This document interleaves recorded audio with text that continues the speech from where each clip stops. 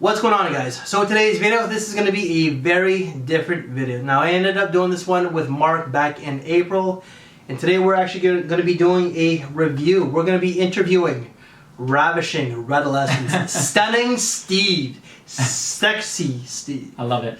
So alright, so just so you know, these are going to be the exact same questions that I asked Mark that I'm going to be asking Steven, right? So a lot of people think that some people don't even know that we actually have gigs outside of YouTube, that we do this full time.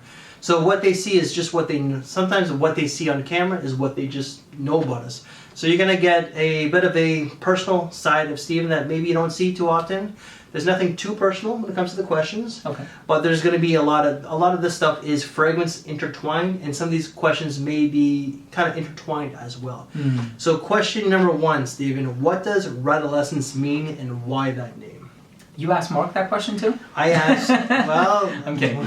Close. I guess initially I thought of it as a combination between the words redolent and essence. So redolent means having a smell, essence means the epitome of something, but it can also mean something that has a smell. So usually when people say this is the essence of, it means that is the epitome of. So I figured, you know what, I'm not referring to that essence, I'm referring to the olfactory one. So I decided to create what's called a portmanteau, and I combined redolent and essence, and I created Redolessence. I thought I was very clever at the time, and so I just went with it. Interesting. Yeah. And just so you know, Steven will not know what any of these questions are. He may read down, he may take a little peek at my notepad. I won't. It's all good. It's just for like the stand-up that we got, or the setup that we got now, we have to do this side by side like this, right? Like the one I did with Mark. So question number two, what fragrance got you hooked? I don't know. I think it would be several different fragrances that got me hooked. If you asked me what my very first fragrance was, it was CKB by Calvin Klein, which was purchased for me by my mother, or it would have to be Abercrombie & Fitch Woods, both of which I got when I was 10 years old. I was just in grammar school. And the fragrance that really got me hooked in the niche level of things would probably be L'air du Desert Marocain by Tower Perfumes. I remember getting a sample of that one, Duro by Nasumato, Blood Concepts O, Comme des Garçons Eau de Parfum, and Imagination and Fantasy, the Beautiful Mind series, excuse me. So I remember those were my first niche samples, and the one that really stood out to me was L'air du Desert Marocain. Oh wow, so some of those niche ones were heavy hitters. Yeah, definitely. Question number three, what is your all-time favorite fragrance for both men and women? So it doesn't have to be unisex scents. So okay. Like one that you personally love, and then maybe one that you love on your wife. Yeah, you know, I don't know, that's tough for me, because asking me what my favorite fragrance is kind of like asking what my favorite food is. Okay. Like, you know, I can't eat the same food 2 or 3 days in a row. But some of my favorites, of course, are like Amouage Interlude Man. I also really enjoy Pardon by Nasumato. I also really like Creed Aventus, of course. I wore it on my wedding day. And I think my favorite fragrance for women is Thierry Mugler's Angel. I also really enjoy Flower Bomb by Victor and Rolf, and I think on the niche side of things, I like Aqua Fiorentina by Creed. Oh, very nice. Question number four, what is your all-time least favorite fragrance for men, but also for the ladies? Oh my god. So I'm trying to keep you on your toes. So I'm glad you don't. Favorite, yeah. I'm glad you don't remember the video that I did with Mark. No, I really don't. So my least favorite for men, there are a few that I just smelled and I didn't like them at all. One of them is Andy Warhol Pop Porum. I also don't like Brooks Brothers Black Fleece Red. And there's one called Cold by Benetton. It's like a heavy dose of juniper. Also kind of reminds me of Perry Ellis 360, the original. I don't like that one either. And then the women's fragrances that I don't like, anything that's very sort of heavy, aldehydic, and like a sharp, heady floral. I really don't like those types of scents. All right. Question number five. What is your very first niche purchase? My very first niche purchase was probably Millesime Imperial by Creed. Excellent. And it was a good one. I remember going to the Creed boutique. I was talking to one of the reps there, and he was asking me what I'm all about. And I said, listen, my wife and I are actually getting ready to go on a vacation to Florida. And he goes, then you got to go with something fresh. And I remember at the time I had sampled Virgin Island Water, that, Himalaya, Arofa, the whole line. And the one that I actually really enjoyed was Millesime Imperial. So that was my first niche purchase. Okay, so we're going to add a question to your answer. Now you said Creed Boutique. What are the Creed boutiques? Was it the one in Manhattan that you and I frequent?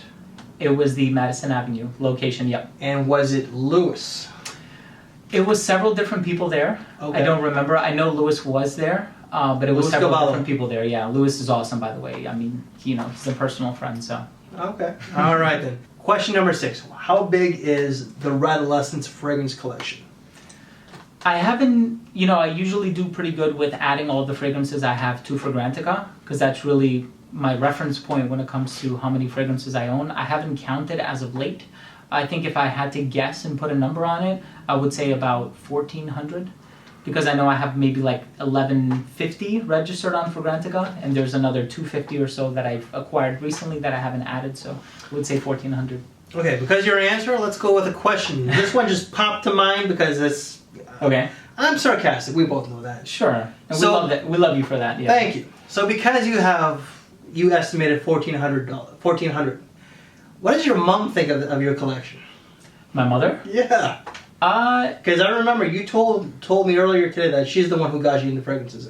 Sure, yeah. Because she was a collector herself. I don't think she feels responsible at all. I think... Good yeah. mommy. And certainly she hasn't purchased many of them. I did. No, actually I think she's very accepting, as is my wife. She understands that this is something that I'm really passionate about, and I've kind of made it my life's work. Although on a monetary basis it's not that rewarding. But, it's something that I love to do.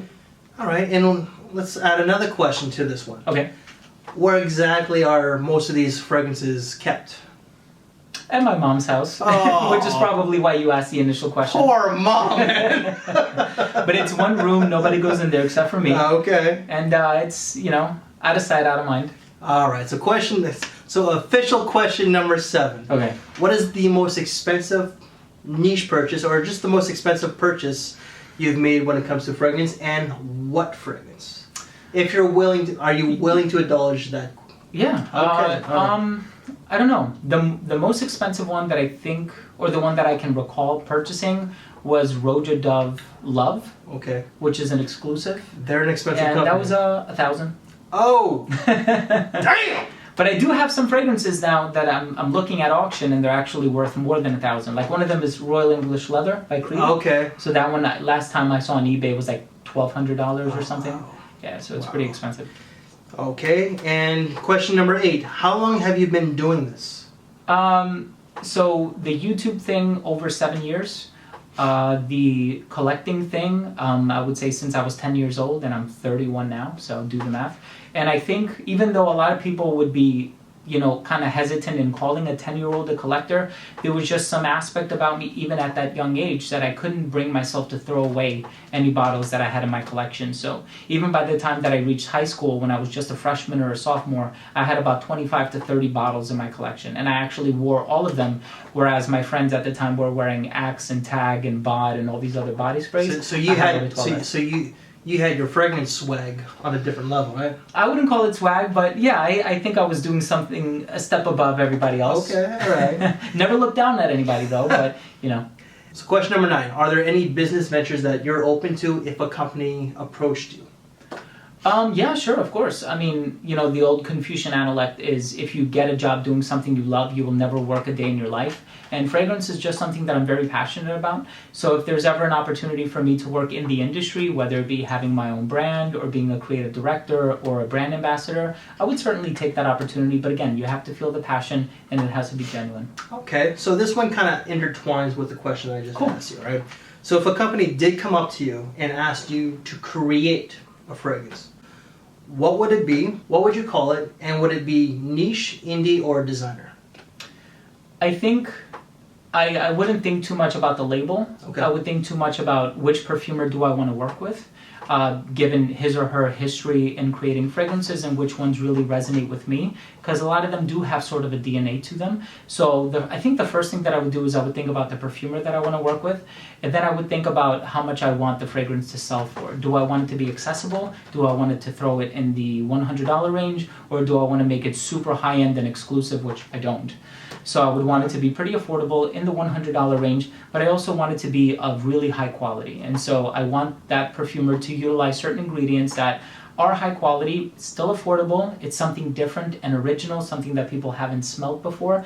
And yeah, I mean, if it's a designer, then that would mean that somebody will eventually buy it out and it will do really, really well. So I'm not really too focused on the label. I think mostly the perfume and the price tag and what it smells like would be my main points of consideration. All right, so question number 11. Name 3 guys that you would personally like to collab with. So collaborate that you haven't done so. In person. Wow. Okay, I think it would probably be, I would love to meet Mark, and I would love to collaborate with Mark just because he was one of the first channels that I ever watched on YouTube, and I really have high respect for his opinion. No, I've collabed with him. I'm thinking of somebody else now. So this could be past reviewers as well. Oh, past reviewers as well too? It could be both. Okay, you've made it kind of easy. So, Hiro Yorozuka, Miguel. Yeah. So that was definitely the first fragrance reviewer that I ever watched on YouTube back in 2011. And I always loved his personality and how confident he was. And he was quite the hype man, so I really enjoy him. And then I would say probably Ashton from Gensense, just because I've never met him in person, but he and I do talk a lot on Facebook Messenger. Okay. And so I would love to have the opportunity to meet him if possible, but yeah, I would love to collaborate with him. And name 3 past reviewers you wish were still around. Oh, okay. that called it quits. Oh, gotcha. So definitely Hiro Yorozuka, Miguel. I also really enjoyed the videos of T. Sweatcough, Tim. Okay. Yeah, another very confident guy, very nonchalant sometimes.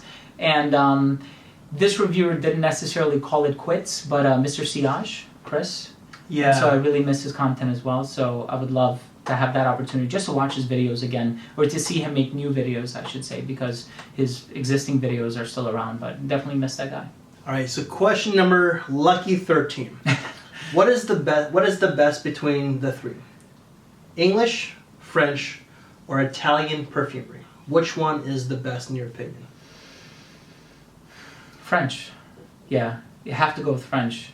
You know, it's interesting because even some of the Italian houses, like people might think of, you know, Xerjoff, but their fragrances are made in Spain, right? Carbonell is located in Spain. So, I mean, I like a lot of the Italian brands, if that were a thing, you know, but I think in terms of the perfumes and the way that they're made, I would have to go with French. Okay, all right.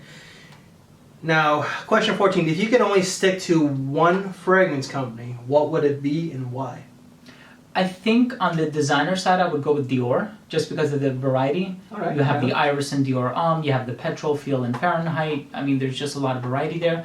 And I think in terms of the niche side, I would probably go with Creed, just because of the fresh appeal. So they're kind of no-brainers. You can wear them anywhere. And there's also variety there, too. If you want something a little bit dark and spicier, you go with Original Santal. Something light and fresh, Millésime Imperial. The list goes on. Okay. Question number 15. Yeah. Name 3 channels that you religiously watch and hardly, like, never miss a video or hardly miss a video. Is your channel included? No. So I actually try to watch a little bit of everything. Okay. I think I watch pretty much everybody's channel. If you have a fragrance channel, I do watch it. I can't necessarily say that I watch every single video that you put out. But I do watch a lot of my friend Carlos's videos, so I would definitely put him as one of the channels. Man, Mark that I mentioned earlier as well, I definitely watch his videos as well. And Ashton. I really like Ashton's videos, and so I think he's very genuine and down to earth, so I watch his videos a lot. And it's good to have him back. Yeah, so it is good to have him back, yeah. He kind of didn't call it quits, he just kind of took a bit of a hiatus, but now he's back. Yeah. So question number 16. What is the best thing about being on YouTube? I think the best thing is just having a platform through which you can express yourself and really link up with like-minded individuals. Like, you know, our friendship wouldn't have been a thing had it not been for YouTube. So the fact that it's able to connect you with a lot of people. I know people are in it for different reasons. Some people are in it because, you know, they just have nobody to talk to, which is kind of me sometimes because I don't really have friends to talk to regarding perfume. They have other hobbies like sports and women and whatever. Although women is one of my hobbies as well, but I'm happily married, as are you. It's called woman. Woman. I'm not going to show Jen this, just so you know, but she'd have your ass if you said women. It's woman. Well. I mean, one. Yeah, you're right. You want lockdown, buddy. I did say I'm happily married. That's true. Let the record show. But definitely the fact that it gives you a platform through which you could connect with other people. I love that. So question number 17, have you ever been noticed in public? On the street, in the mall, at an airport? Yeah, I've been noticed in public a few times. The first time was, I think this was the first time at least. I was in Miami, Florida, and we were getting ready to go on a ferry to Bahamas. And the person checking my passport, his name was Franz, by the way. And so I still remember to this day because he asked me to make a top 10 beast mode fragrances video. Okay. And I never did that, so I apologize, Franz, if you're watching this video. But he was the first one who noticed me. I got noticed one time when I was playing Pokemon Go, of all things, I know. What? You can make fun of me, it's all right. I already do. I know. And a couple times, most of the time that I get recognized, it's at perfume stores. Okay. Yeah. All right. I don't know if I asked this one, but what would you like the Redolessence channel to go in, like a direction? Would you like to become a brand? Would you like to work with companies? Do you want to make this a full-time living? I would love ideally to do this full-time, although I do really love my full-time job and I think it's ultimately very, very rewarding. There's just something about fragrances that I'm very passionate about ever since I was 10 years old. So for 21 years I've been obsessed with this hobby.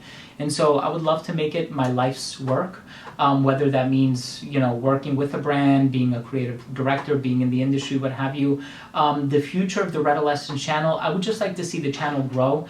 I know a lot of people have a gripe with, people asking for subscribers. It's really not to be showy or to have a number on your channel, but it's because if you're reviewing fragrances, you want to benefit the most amount of people possible. And so nobody wants to make a review for 10 people. You want to make a review for 10,000 people. And so I would really like to spread the message as wide as I can, ultimately to get people addicted to fragrance like I am, to see the artistry and the passion and just how joyful of a hobby this could be. Okay, I just thought of this one, but you said 10,000 subscribers.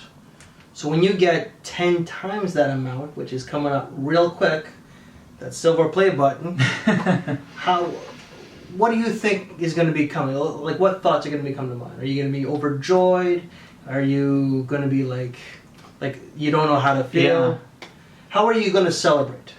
I think maybe, I don't know if I'm going to celebrate. I think it'll just be another thing to show me that, this is possible when you put your mind to something and you work hard. And certainly I have been working very hard. I have about 1,100 videos on my channel. And so that didn't happen overnight. And so I've been, pretty much releasing a video every day or every other day for the past 7 years, which has been a lot of work. I think if I do celebrate, I'll probably invite some close friends. Doesn't even have to be YouTubers, could be family members, just to say, you know what, this is a really special accomplishment for me, I believe so. And when you do when you do get that silver plaque, and if you have a party, will you be able to fly me down to New Jersey? Because it's expensive. You're the one making the money, man. I know. Yeah, well, that AdSense money does add up. Believe it, it's not a lot, man. For like 1,000 views, it's like $3. I get it. So you put out, There's not a lot of money in AdSense. These fragrances don't cost $3. If they did, that would be awesome. All right. So in the final question in this interview, okay. Right, what is the funnest or proudest video you've ever done so far? Oh, wow. The proudest or the funnest? It could be either one. Could be both if you want. Yeah. I can't say it's one video, but I think the proudest video that I've done is probably the video that got people to subscribe to me with.